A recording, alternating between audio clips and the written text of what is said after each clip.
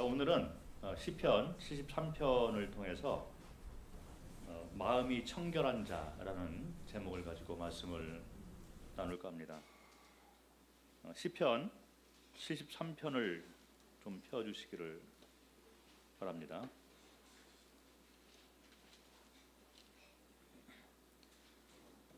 이 시편 73편은 저자가 성경에 기록되어 있는 대로 아삽이다 이렇게 나와 있습니다. 그래서 아삽은 성전에서 그 찬양 리더를 하는 그 사람 중에 한 사람으로 알려져 있습니다. 성전에서 하나님을 섬기는 자로서 영적 리더 중에 한 사람이다 이렇게 생각을 할 수가 있습니다. 시편 13편의 그 내용을 보면 하나님이 마음이 청결한 자 그리고 하나님을 향한 그 마음이 있는 자들에게 선을 행한다 이렇게 알고 있습니다. 성경을 통해서 또 교훈을 통해서 하나님을 사랑하는 자들이 하나님의 그 선을 복을 받는 그런 것이 당연하다 이렇게 생각을 하고 있는데, 그런데 현실을 보면 많이 흔들리는 것을 우리가 볼 수 있어요. 현실을 보면 악인이 오히려 잘 먹고 잘 살고 죽을 때도 잘 죽고 아무 무탈하게 세상을 뜨는 그런 것들을 많이 보게 됩니다. 그러면서 떵떵거리고 살고 악을 행하고 있음에도 불구하고 명예도 가지고 있고 재산도 가지고 있고 또 권력이나 하다못해 칭찬까지도 받는 그런 삶을 살고 죽을 때도 곱게 죽는 그런 모습을 우리가 자주 보곤 합니다. 그래서 그런 모습을 바라보면서 이제 그것이 크게 보이는 거죠.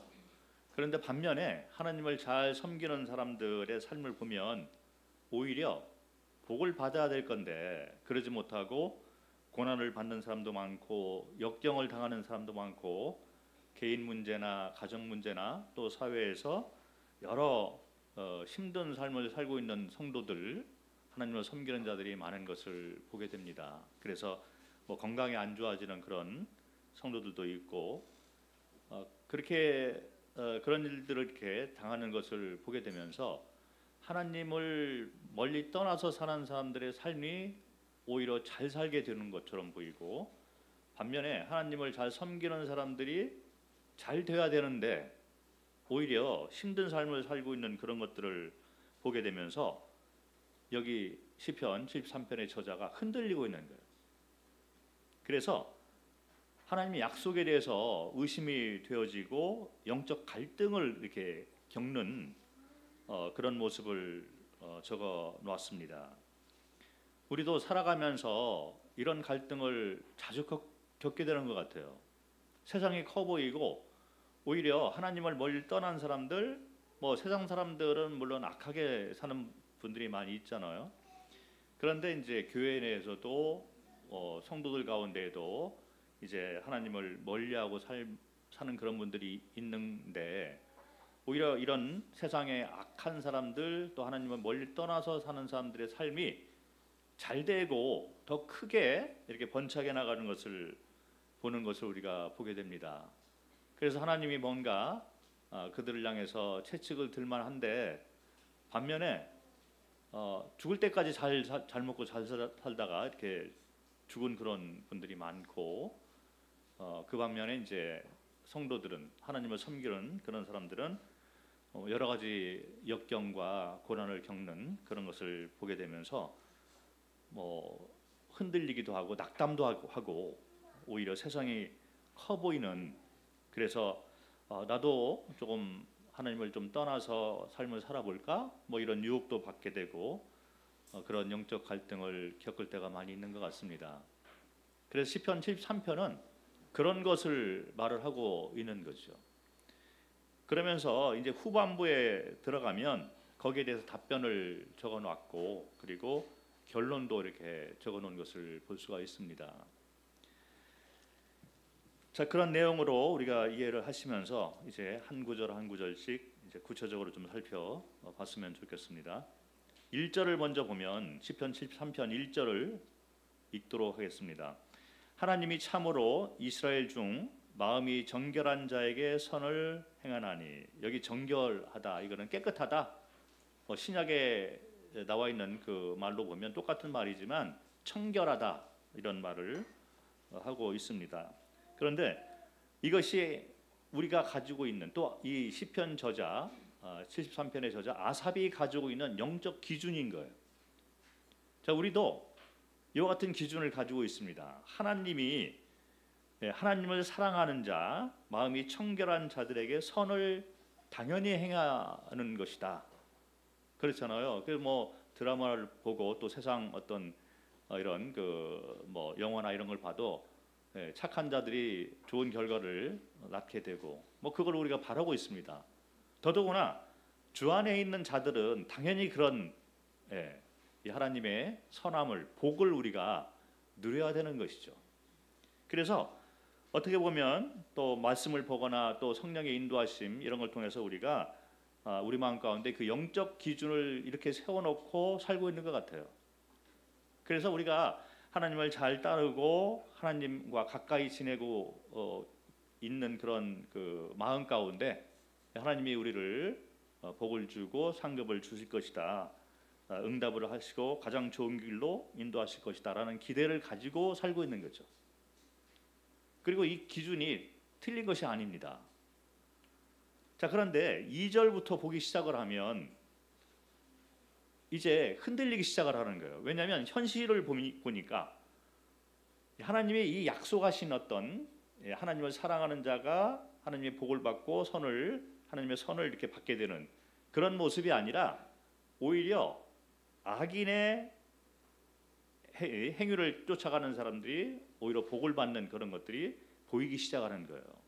자, 2절을 한번 보도록 하겠습니다. 2절과 3절을 보면 흔들리는 거죠.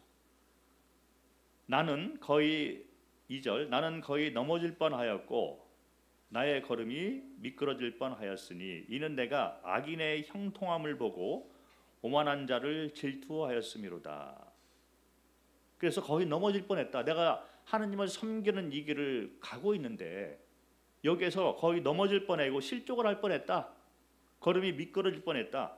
왜 그러냐면 악인의 형통함이 자꾸 보이는 거예요.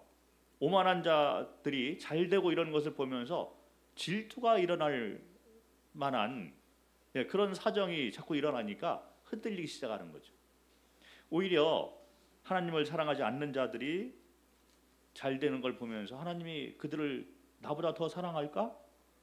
그래서 실족하고 거의 실족할 뻔한 그런 지경까지 왔다라는 고백을 지금 하고 있는 것입니다. 그러면서 4절부터 보니까 4절부터 12절을 보면 이게 아주 구체적으로 적혀 있는 걸 볼 수 있어요. 악인의 형통함이 어떻게 형통하는 것을 구체적으로 적어놓은 것을 볼 수가 있습니다.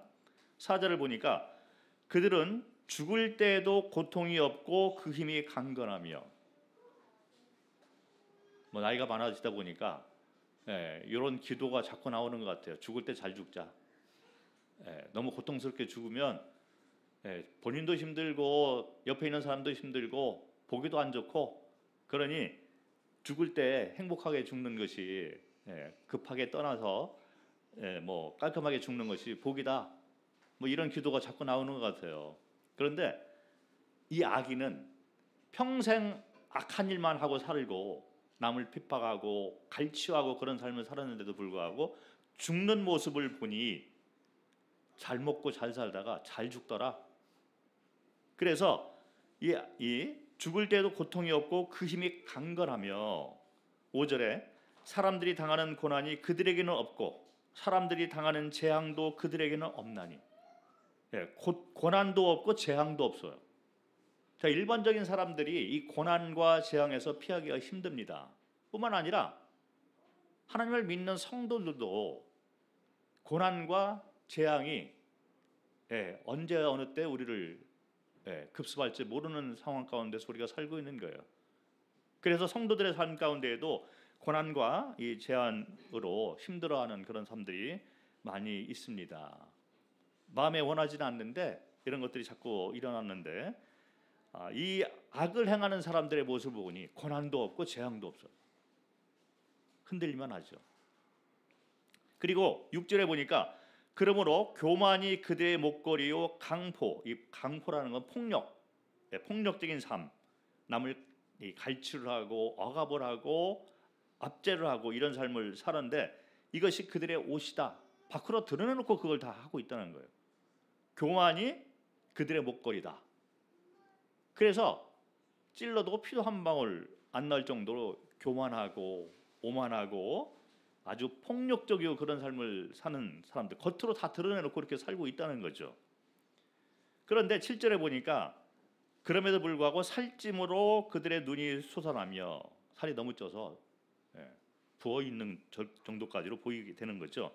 그들의 소득은 마음의 소원보다 많으며, 오히려 잘 풀리고 있고 기대한 이상으로, 쉽게 말하면 재수도 좋아요. 잘 풀리고 뭐든지 잘 돼요. 복권을 사도 그렇고 주식을 해도 그렇고 뭐든지 잘 풀리는 그런 삶을 이제 살게 되는 거죠. 그리고 8절에 보니까 그들은 능욕하며 악하게 말하며 높은 데서 거만하게 말하며, 그러다 보니까 마음도 거만해지고 그리고 남들을 조롱하고 멸시하고 얕잡아보고, 그들은 갑이죠. 그래서 그런 삶을 이렇게 사는데 9절에 보니까 그들의 입은 하늘에 두고 하늘을 조롱하는 거예요. 그들의 혀는 땅에 두루 다니는도다. 하늘에 대해서 조롱하고 하나님에 대해서 대적하는 말을 서슴지 않게 하고, 땅에 대해서는 자기가 하고 싶은 말을 다 하고 사는 거예요. 그래서 말도 거칠고 마음도 교만하고 오만으로 가득하고, 그런데 이게 모든 게 잘 풀려요. 그러다 보니까 10절에 보니까 그러므로라고 말이 나와 있잖아요. 자, 그런 모습을 보고 그러므로 그의 백성이 이리로 돌아와서 잔에 가득한 물을 마시며, 자, 그런 삶을 보니까 세상 사람들이 그들의 삶을 쫓아가기 시작합니다. 이렇게 악하게 해도 이런 수단을 써도 잘 풀리고 잘 되고 있네?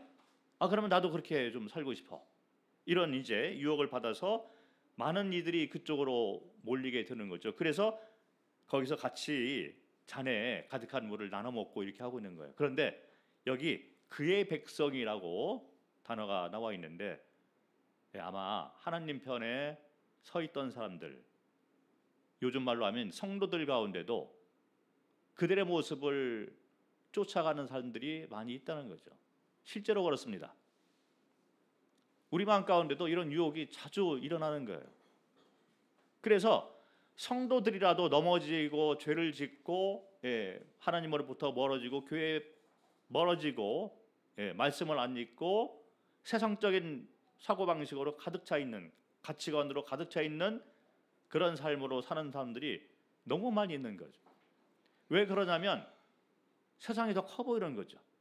악인이 잘됨을 보고 그들이 더 크다 이렇게 느껴지기 때문에, 나도 그러면 이 세상에서 뭔가 좀 해봐야 되는 거 아니야?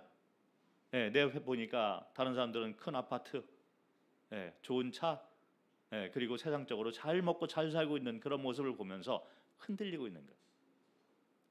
그래서 세상 사람들이 가는 것뿐만 아니라 하나님을 믿는 사람들도 그 길을 쫓아가고 그들이 나눠주는 잔에 가득한 물을 마시기 시작한다. 이런 표현을 하고 있는 것입니다. 그러면서 11절에 그들이 이제 달콤한 말을 하고 있는 거예요. 말하기를 하나님이 어찌 알랴 지존자에게 지식이 있으랴 하는도다. 하나님이 없다 이렇게 말을 하기도 하고, 하나님이 있어도 이런 정도는 다 용납을 하고 이 세상은 어차피 이렇게 악을 행해도 잘 먹고 잘 살 수 있어.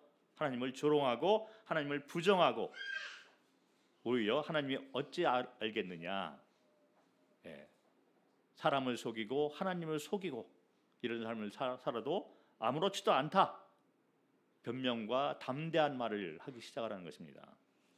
그래서 성도들이 많이 넘어지는 것 같아요. 그들이 더 커 보이고 그들이 하는 말이 달콤한 말로 이렇게 들리기를 들리기 시작하는 것입니다. 그러면서 12절 보니까 볼지어다 이들은 악인들이라도 항상 평안하고 재물은 더욱 불어나도다. 자, 오히려 우리가 주 안에서 안식을 말하고 주 안에서 평안을 얘기를 하잖아요. 그런데 사는 모습을 보니까 우리는 평안하지도 않는 것 같고 고난도 있고 재앙도 있고 역경도 있고 어려움도 있고 그러는데 이 악인들은 오히려 재산도 많고 명예도 있고 권력도 쥐고 있고 그래서 평안한 것처럼 보이고 재물은 더욱더 불어나도다. 투자를 악하게 해가지고 가만히 있어도 잘 먹고 잘 사는 그런 모습을 보여주고 있는 거죠. 자, 이것이 악인의 형통함을 말을 하고 있는 거죠. 그런데 13절을 보니까 흔들리는 거예요. 13절부터 16절까지는 하나님을 따르던 그 사람, 이 아삽의 입장에서 악인의 형통함을 보면서 반면에 자기가 그럼 살고 있는 모습이 너무 초라해 보이기도 하고 내가 헛되게 살고 있나? 갈등을 일으키고 있는 것을 표현을 해놓고 있습니다. 13절부터 16절을 보도록 하겠습니다. 내가 내 마음을 깨끗하게 하며 내 손을 씻어 무죄하다 한 것이 실로 헛되도다. 나는 그동안에 악한 자들의 길을 내가 따르지 않고 내 마음을 깨끗하게 내가 하려고 노력을 해왔어. 그래서 뭐 요즘 말로 교회도 안 빠지고 교회에서 하라는 대로 다 하고 순정하고 말씀도 있고 기도도 열심히 하고 그렇게 하고 내 손을 씻어서 내가 죄로부터 멀리하려고 무죄한 그런 삶을 사려고 이렇게 방어막을 치고 그들을 멀리하고 이렇게 살았는데 그들의 사는 모습을 보니 같은 또 뭐 크리스찬이라도 하더라도 그렇게 살고 있는 사람들이 많이 있잖아요. 그런 삶을 이렇게 바라보면서 그들이 오히려 더 잘 나가고 있는 것처럼 보일 때 내가 이렇게 사는 것이 맞나? 내가 이렇게 내 마음을 깨끗하게 하고 내 손을 씻어 무죄하게 한 것이 실로 헛되도다 라는 시각까지 가게 되는 것입니다. 그리고 14절에 보니까 나는 종일 재난을 당하며 아침마다 징벌을 받았도다. 악인은 잘 풀리고 있는데 하나님을 떠나서 사는 성도들의 삶을 보니까 잘 풀리고 있는 것처럼 죄를 즐기고 사는 것 같은데 나는 종일 재난을 당하며 아침마다 징벌을 받는도다. 내 삶은 왜 이럴까? 왜 이렇게 안 풀릴까? 교회 가도 기쁨이 없고 말씀을 읽어도 기쁨이 없고 육적인 고난과 재난뿐만 아니라 영적으로도 힘들어요. 15절에 보니까 내가 만일 스스로 이르기를 내가 그들처럼 말하리라 하였더라면 나는 주의 아들들의 세대에 대하여 악행을 행하였으리이다. 그래서 흔들립니다. 그래서 주의 아들들, 하나님을 따르고 있는 그런 사람들에게 자기가 그렇게 말하고 싶어요. 차라리 세상에도 좀 성공하는 삶을 좀 살아봐. 요즘 그런 사람들이 교회에 많이 있습니다. 많이 있잖아요. 우리도 이제 그렇게 흔들릴 때가 많이 있어요. 하나님만 섬기고 그렇게 해서 살다 보면 이 세상에서는 어렵게 살게 되고 오히려 어려움을 당할 수 있어. 그래서 자녀들 문제라든지 이렇게 어떤 갈림을 우리가 선택을 할 때 세상 가치관에 따라서 선택할 때가 많이 있다는 거죠. 그래서 여기 시편 73편 저자도 그런 마음으로 이렇게 흔들리고 있는 것을 말하고 있는 거예요. 내가 스스로 이르기를 그들처럼 우리도 하자. 세상 가치관에 따라서 뭔가 세상적으로도 우리가 좀 성공해야 되는 거 아니야? 그래서 주의 아들들의 세대에 대해서 악행을 행하라. 뭐 그렇게 직접적으로 말을 안 할지라도 마음이 그렇게 흔들리고 있으니 그런 쪽으로 이렇게 지원을 은근히 하고 있는 그렇게 될 수가 있다는 거죠. 요즘 세상이 그런 것 같습니다. 너무 힘든 삶이기 때문에 세상이 너무 커 보이기 때문에 하나님을 믿는 성도라 하더라도 이런 갈등을 많이 겪고 있는 것 같아요. 그런데 그럼에도 불구하고 16절에 보니까 내가 어쩌면 이를 알까 하여 생각한즉 이것이 내게 심한 고통이 되었더니 무슨 얘기냐면 마음 가운데는 시편 73편 1절이 자꾸 생각이 나는 거예요. 하나님을 따르는 자, 마음이 정결한 자에게 하나님의 선을 행한다. 이것이 영적 기준이잖아요. 그래서 그거를 계속 붙들고 있는 거예요. 그런데 세상을 보니까 악인이 잘 살고 형통하게 잘 풀리고 있는 것을 보고, 또 그쪽으로 따라가는 하나님을 섬기는 자들도 그쪽으로 따라가는 사람들이 많은 걸 보고 같이 잔을 나누고 이렇게 하는 걸 보는데 잘 풀리고 있어요. 그러니까 나도 모르게 이걸 좀 그렇게 나도 가야 되는 거 아니야? 내 후손들도, 내 주변에 있는 사람들에게도 세상적으로도 좀 성공을 해라, 이렇게 좀 말을 하고 싶고 그렇게 해야 되나? 자, 그런데 이게 영적 기준이 있잖아요. 성령이 이제 싸우고 있는 거예요. 성령은 이제 그쪽으로 가는 것이 올바르지 않다. 그런데 자기는 그 마음 쪽으로 자꾸 가려고, 그 마음이 자꾸 그쪽으로 쏠리고 있는 그 갈등을 겪고 있다는 얘기죠. 그래서 16절에 보니까 내게 심한 고통이 되었다. 영적 갈등으로 이러지도 못하고 저러지도 못하고, 그래서 광야도 아니고 가나안도 아니고 요단 동편에 딱 머물러 살고 있는 성도들이 너무나 많은 현실인 것 같습니다. 우리 모습이 어쩌면 이런 모습일 수가 있는 거예요. 세상에 대해서 우리는 올바른 시각을 가지고 바라보게 될 때 세상에 어떠한 것을 우리가 알고 있습니다. 그럼에도 불구하고 믿는 성도들이라 할지라도 그 길을 따르고 있는 그런 모습을 우리가 많이 보고 있는 거예요. 자, 그런데 17절부터 이제 이 아삽이 깨닫기 시작을 합니다.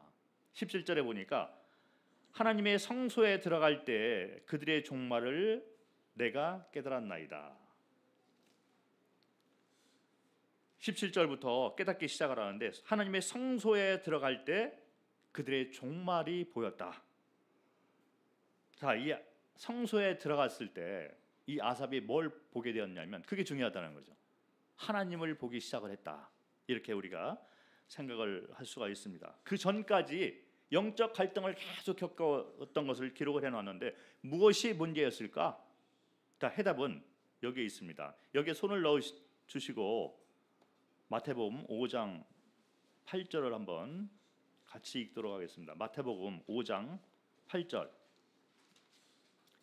같이 읽겠습니다. 시작. 마음이 청결한 자는 복이 있나니 그들이 하나님을 볼 것이며. 같이 읽으셨나요? 저 혼자 읽은 것 같은데. 자, 여기 보면 마음이 청결한 자, 이 정결한 자, 시편 73편 1편에 나와 있는 마음이 정결한 자하고 여기 나와 있는 마음이 청결한 자하고 똑같은 말을 하고 있는 거예요. 복이 있나니 그들이 하나님을 볼 것입니다. 자, 하나님을 보는 자의 그 마음은 깨끗한 것입니다. 그래서 시편 73편의 저자 이 아삽이 그 전까지는 영적 갈등을 계속 겪고 있는 거예요. 이 악인의 형통함이 크게 보이는 거죠. 그런데 하나님의 이 성소에 딱 들어가게 되니까 하나님을 바라보기 시작합니다. 마음이 청결하게 되기 시작을 한 것이죠. 마음이 청결하게 되니까 뭐가 보이냐?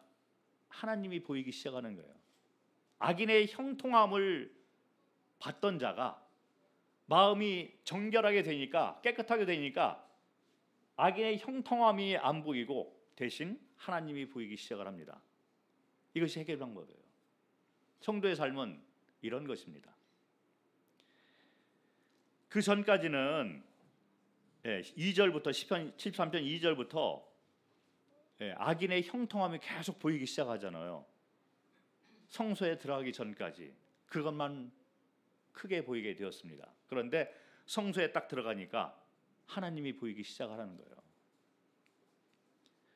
우리가 가지고 있는 영적 갈등의 문제점, 원인들은 다 여기에 있습니다. 세상에 커 보이는 거죠.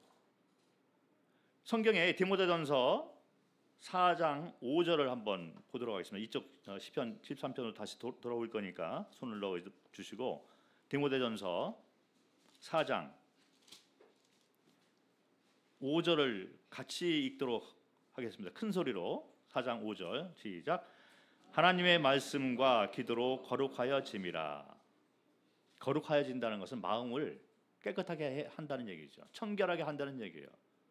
그래서 하나님의 말씀과 기도로 우리가 마음을 깨끗하게 한다. 마치 아삽이 성소에 들어간 것처럼 마음이 깨끗하게 되기 시작을 하니까 마태복음 5장 8절에 나와 있듯이 마음이 깨끗한 자, 청결한 자는 하나님을 볼 것이요, 하나님이 보이기 시작하는 거예요.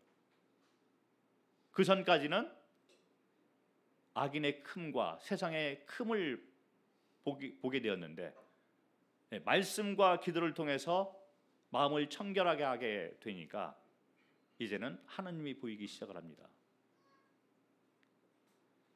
자, 우리가 영적 갈등을 많이 가지고 있는 것 같아요.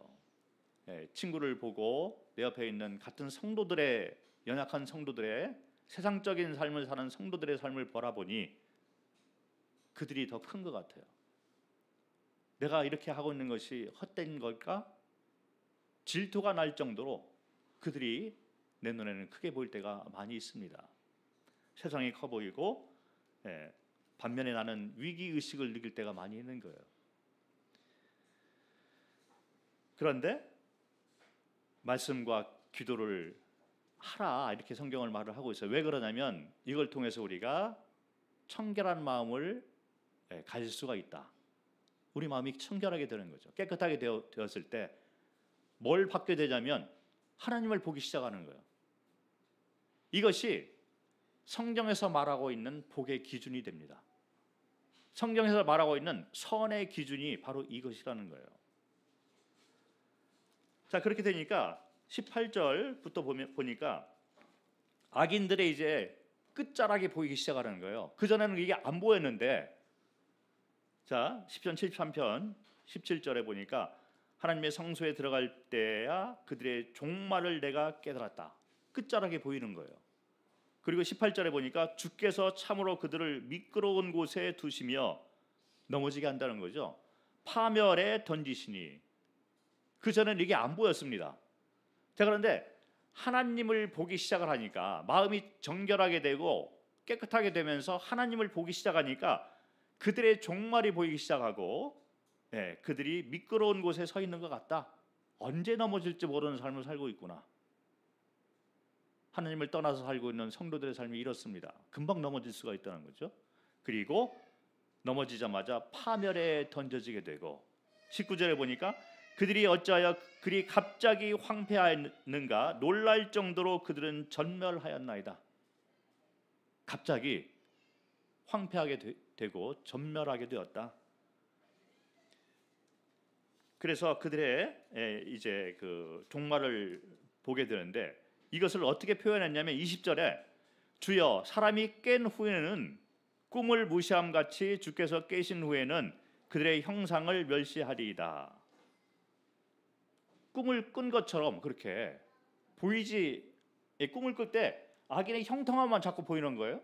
그래서 그들이 크게 이렇게 막 자꾸 보이고 그들이 아무 문제 없이 잘 사는 것처럼 이렇게 보였는데 꿈을 깨게 된 거예요. 성소에 들어가서 하나님을 보게 되니까 꿈을 깨면서 이제 올바른 시각을 가지고 올바로 보이기 시작한, 진실이 보이기 시작했는데 그들의 종말이 보이고 파멸이 보이고 전멸하는 것이 보이기 시작을 하면서 내가 마치 꿈꾸는 것처럼 그들을 바라봤구나. 그런데 하나님을 바라보게 되니까 이제 진실이 보이기 시작하고 내 올바른 시각으로 돌아오기 시작했구나. 이 말을 하고 있는 것입니다. 자, 예수님이 십자가에 달리셨어요. 그래서 돌아가시는 그런 마지막 순간이잖아요. 그런데 옆에 있는 세상 사람들이 뭐라고 얘기를 하냐면 제자들도 같은 마음이었겠죠. 자, 이게 죽을 때가 되었는데 죽음을 이겨내고 십자가에서 내려와서 능력을 한번 보여달라. 세상 사람들의 외침이 그렇습니다. 십자가에서 죽고 있는데 진짜 하나님의 아들이라면 십자가에서 내려와가지고 이 세상을 힘으로 한번 눌러봐라. 로마 군병에게 또 유대인들에게 권능을 한번 보여봐라. 그 권능을 보이는 것은 바로 십자가에서 내려오는 거다. 이렇게 얘기를 하고 있는 거예요. 그것이 세상 사람들이 원하는 바입니다. 눈에 보이는 걸 원하는 거죠. 자, 그런데 예수님은 죽으셔야만 됐어요. 그리고 예수님이 죽었을 때 사탄은 이제 내가 승리했다 이렇게 선포를 했겠죠. 자, 그런데 예수님의 죽음이야말로 승리의 선포가 되는 것입니다. 하나님의 시간이 있다는 거예요. 악인이 바라보는 시간과 하나님이 바라고 있는 그 시간이 다르다는 것을 말을 하고 있는 것입니다. 그래서 이 세상 사람들과 이 악인들 그리고 영적으로 연약한 사람들이 보고 있는 것은 마치 꿈꾸는 것처럼 헛것을 바라보고 있다는 것입니다. 자, 그런데 하나님을 보기 시작하니까, 말씀과 기도를 통해서 하나님을 바라보기 시작하니까 올바른 것들이 보이기 시작합니다. 그들의 끝자락이 보이고 멸망이 보이고 황폐함이 보이고, 그런데 그것을 바라보면서 21절과 22절에는 올바른 것을 바라보면서 이제 회개를 하기 시작을 합니다. 21절, 시편 73편 21절과 22절. 내 마음이 산란하며 내 양심이 찔렸나이다. 내가 이같이 우매무지함으로 주 앞에 짐승이 오나. 자, 이제 이렇게 올바른 시각으로 바라보게 되니까 하나님을 바라보면서 내가 이제 꿈을 깼어요. 그러면서 꿈꾼 것 자체, 꿈에 이렇게 봤던 그 내용 자체가 내 양심을 자꾸 찔르는 거죠. 내가 마치 짐승 같은 시각으로 그걸 바라보고 있었구나. 우매한 자다. 그러면서 회개를 하게 됩니다. 양심이 찔리고 그 다음에 주 앞에서 짐승 같다라고 고백을 하게 되고, 자, 그 다음부터 23절부터 26절에 나오는 것이 올바른 시각을 가진 사람들의 선의 기준, 복의 기준이 되는 것을 우리가 볼 수 있습니다. 자, 꿈에서 깨어나가지고 올바로 바라보기 시작하면서 이제 뭐가 보이기 시작하는가를 23절부터 26절 사이에서 우리가 볼 수 있습니다. 23절, 내가 항상 주와 함께하니 주께서 내 오른손을 붙으셨나이다. 주의 교훈으로 나를 인도하시고 후에는 영광으로 나를 영접하시리니 하늘에서는 주 외에 누가 내게 있으리요 땅에서는 주밖에 내가 사모할 리 없나이다. 내 육체와 마음은 쇠약하나 하나님은 내 마음의 반석이시요 영원한 분깃이시라. 아무것도 아닌 것처럼 보일 수가 있어요. 그런데 여기서 23절부터 26절에 말하고 있는 핵심 내용은 뭐냐면 주님과의 관계를 얘기를 하고 있는 것입니다. 성도들의 복이라는 것은, 하나님이 정해놓으신 선의 기준은 뭐냐면 주님과의 관계, 이것이 진짜 복이고 진짜 선이라는 말을 하고 있는 거예요. 성도가 누릴 수 있는 최선의 가장 좋은 복은 뭐냐? 23절에 나와 있는 것처럼 내가 항상 주와 함께 하고 주께서 내 오른손을 붙으셨다. 그래서 베드로가 물속에 빠져 있을 때 주님이 오른손을 내미셔서 베드로를 붙잡아서 끄집어내십니다. 요나가 물고기 뱃속에 있을 때도 주님이 거기에 함께 하셨기 때문에 소화가 안 되고, 물속에 뱃속에 있어서 소화가 돼야 되는데 소화가 안 되고 다시 나오게 되는 것을 볼 수 있는 거예요. 이것이 성도의 간증이 됩니다. 내 평생 주님과 함께하고 주의 오른손이 나를 붙잡았다. 이런 간증을 할 수 있는 성도야말로 참된 복을 받고 산 사람이고 선한 길을 살았던 사람이다. 하나님이 선을 내게 행하셨다라는 고백을, 간증을 할 수 있는 사람이라는 거예요. 고난을 당해도, 역경을 당해도, 어려움을 당해도 그 시간에 주께서 나와 함께 하시고 주께서 내 오른손을 붙으셨다. 그리고 24절에 보니까 주의 교훈으로 나를 인도하시고, 우리가 우매한 자잖아요. 그런데 말씀을 통해서 항상 주님께서 말씀으로 나를 인도하시는 그 삶을 누리고 있는 그 자체가 복이요 선이다. 이렇게 고백을 하고 있는 거예요. 주님과의 관계를 얘기를 하고 있는 것입니다. 자, 이렇게 살 때 후에는 영광으로 나를 영접하시리니, 자, 주님이 오시면 또 우리가 주님이 오시기 전에 먼저 주님을 만날 수가 있어요. 그런데 주님을 만나게 되니까 주께서 나를 영광으로 영접하셨다. 이게 진정한 복이요 선이 되는 것입니다. 악인의 선의 기준과 복의 기준은 뭐냐면 재물이 많고, 잘 먹고 잘 살고 잘 죽고, 그러면서도 권력을 누리고 명예를 누리고 칭찬을 받고, 그래서 많은 사람들이 나를 따르는 그런 삶이 그들이 말하는 복의 기준이고 선의 기준이라면, 하나님을 섬기는 성도들의 선의 기준은 주와 함께하고 있는 주님과의 관계, 가까운 관계, 이것이 바로 우리가 누릴 수 있는 최선의 복이요 선이 된다라고 성경은 말을 하고 있는 것입니다. 후에는 영광으로 나를 영접하시리니. 그래서 25절에 보니까 하늘에서도 주 외에 누가 있겠느냐, 땅에서도 주밖에 내가 사모할 자가 없다. 주님과의 관계를 간절히 사모하는 그런 사람이 되어 있는 것을 볼 수가 있는 것입니다. 그리고 26절에 내 육체와 마음은 쇠약하나, 그렇잖아요. 이 육체와 우리 마음이 흔들리고 변화가 심합니다. 갈등이 심해요. 뭐 이렇게 잘 풀리는 것 같으면 우리가 영적으로 뭐 잘 하고 있는 것 같잖아요. 그런데 조그만 어떤 고난이 이렇게 닥쳐오거나 역경이 닥쳐왔을 때 우리는 흔들립니다. 그래서 육체와 마음은 쇠약하나 하나님은 내 마음의 반석이시요 영원한 품기시라.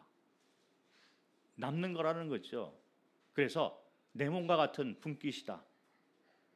이것은 연합을 얘기를 하고, 그리고 동행을 얘기를 하고, 소통을 얘기를 하고, 함께하는 것을 얘기하고 있는 거예요. 그래서 23절부터 26절에 나와 있는 이 말씀은 우리가 가져야 될 복의 기준과 선의 기준이 되는 것입니다. 주님과 가까이 가고 있는, 주님 한 부분으로 만족하는 삶이 성도의 삶이라는 거죠. 광야를 지나가면서 이스라엘 백성들이 이 광야가 왜 가나안 땅이 안 될까? 왜 우리는 적을 대적해야 되고, 물은 왜 떨어지고, 음식은 왜 자꾸 이렇게 똑같은 것을 반복해서 먹게 되고, 다른 사람들이 사는 것처럼, 애굽 사람들이 사는 것처럼 풍요로운 삶을 왜 살지 못할까? 악인이 잘 되는 것만 자꾸 커 보였는데, 모세는 똑같은 광야를 가면서도 하나님과 관계를 중시하면서 살았던 것을 볼 수 있습니다. 하나님께서 모세를 말할 때 하나님의 사람, 이렇게 말을 하고 있는 거예요. 모세의 복의 기준, 선의 기준은 하나님과의 관계에 있었던 것을 우리가 볼 수가 있는 것입니다. 그렇게 이제 선의 기준과 이 복의 기준이 영적으로 이렇게 바뀌게 되니까 27절에 이런 고백이 나오는 거죠. 무릇 주를 멀리하는 자는 망하리니 음녀같이 주를 떠난 자를 주께서 다 멸하셨나이다. 28절에 하나님께 가까이함이 내게 복이라. 관계가 가까울수록 내가 더 큰 복을 받는다. 내가 사모해야 될 것은 주님과의 관계이다. 이런 말을 하고 있는 거죠. 복의 기준을 선의 기준을 확실하게 얘기를 하고 있는 거예요. 내가 주 여호와를 나의 피난처로 삼아 주의 모든 행적을 전파하리이다. 자, 모든 행적 어떻게 전파할까요? 주님과 함께하면서 그 삶을 누리는 자, 주님과 이렇게 가까이 있으면서 주님을 체험한 자가 주의 행적을 전파할 수가 있다는 거죠. 우리가 선의 기준과 이 복의 기준을 올바로 잡아서 살아야 될 필요가 있는 것 같습니다. 그렇지 않으면 우리는 꿈을 꾸고 사는 것처럼, 여기 나와 있는 것처럼, 만약에 세상이 더 커 보인다면 무엇이 문제일까? 아직도 내가 영적 갈등을 겪으면서 나도 하나님을 좀 멀리 떠나서 다른 사람들처럼 그렇게 좀 살아야 되는 것이 아닌가?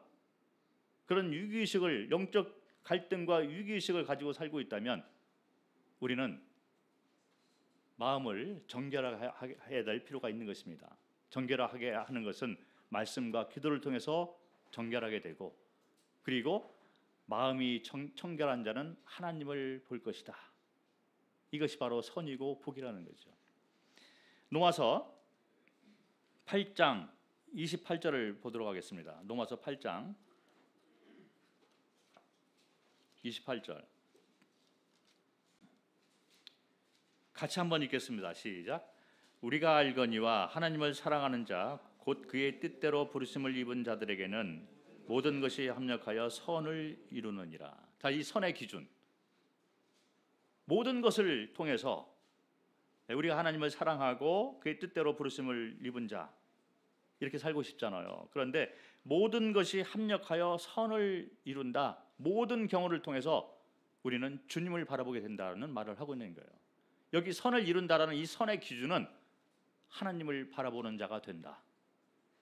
세상 악한 사람들이 가지고 있는 선의 기준, 이것이 아니라 이 세상의 잘됨과 재물의 많아짐과 명예를 얻고 이런 것이 아니라 여기서 말하고 있는 선의 기준, 그것은 바로 하나님과 깊은 관계 가운데, 가까운 관계 가운데서 우리가 하나님을 보는 삶을 살게 될 것이다. 마음이 청결한 자는 하나님을 볼 것이요. 이 선을 말을 하고 있는 것입니다. 그래서 우리는 모든 경우를 통해서 어려움을 당할 때나 기쁠 때나 슬플 때나 괴로울 때나 모든 경우를 통해서 합력하여 하나님을 보게 된다. 이것이 바로 우리가 사모하는 선의 기준이 된다. 이런 말을 하고 있는 것입니다. 에베소서 2장 10절을 보겠습니다. 에베소서 2장 10절. 2장 8절과 9절은 잘 아시는 말씀이잖아요.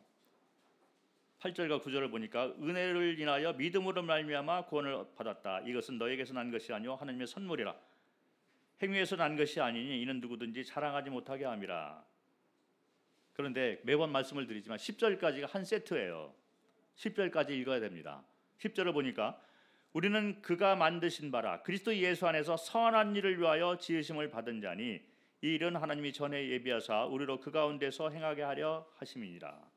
자, 이 선한 그리스도 예수 안에서 선한 일을 위하여 지으심을 받은 자다. 이 말은 무슨 얘기냐면 선의 기준을 바로 잡아야 될 필요가 있는 거죠. 그리스도 안에서 우리는 하나님을 본 자가 되기 위해서 지음을 받았다. 그리고 그분과 함께 연합된 삶을 살고 동행하는 삶, 소통하는 삶, 하나님과 가까이 있는 그런 삶을 살도록 우리가 지으심을 받은 자다. 그래서 우리는 그 가운데서 행해야 된다. 이런 말을 하고 있어요. 하나님을 보면서 그분과 연합된 관계 가운데서 매 순간 함께하고 동행하고 그분의 오른손이 나를 이끌고 하나님의 교훈이 나를 인도하시는, 그리고 마지막에 영광으로 나를 영접하는 이 믿음을 가지고 하나님과 함께 가고 있는 그런 삶을 너희가 살아라. 그러면 그분이 원하는 것들을 우리가 할 수 있겠죠. 복음을 전할 수도 있고 말씀을 사모하는 자를 우리가 가까이 할 수 있고 하나님을 사랑하는 자와 더욱더 가까워질 수 있는 그런 자가 될 수 있을 것이다. 이런 말을 하고 있는 거예요. 자, 우리는 이제 꿈에서 깨어나서 악인이 커 보이는, 세상에 커 보이는 그런 삶에서 깨어나서 하나님을 바라보는 자가 되었으면 좋겠습니다. 그래서 그분이 항상 나와 함께 있다. 이런 고백이 우리 삶 가운데 넘치는 그런 삶이 되시기를 바라는 마음이 있습니다. 감사합니다.